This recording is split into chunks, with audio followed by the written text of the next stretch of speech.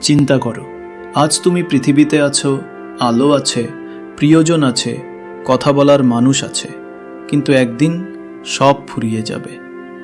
চোখ বন্ধ, সব ফুরিয়ে যাবে। চোখ বন্ধ হবে আর তোমাকে শুইয়ে দেওয়া হবে মাটির নিচে, এক অন্ধকার ঘরে। এটাই তোমার কবর।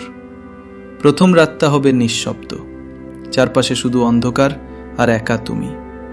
কেউ থাকবে না পাশে, শুধু তোমার আমল। যদি আমল ভালো হয়, কবর তোমার জন্য জান্নাতের বাগান হয়ে যাবে।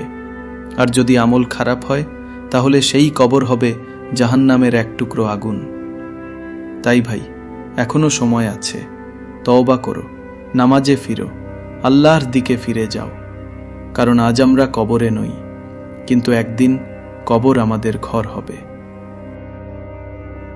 নূরের আলো, হৃদয়ের আলো ছড়াক সবার মাঝে।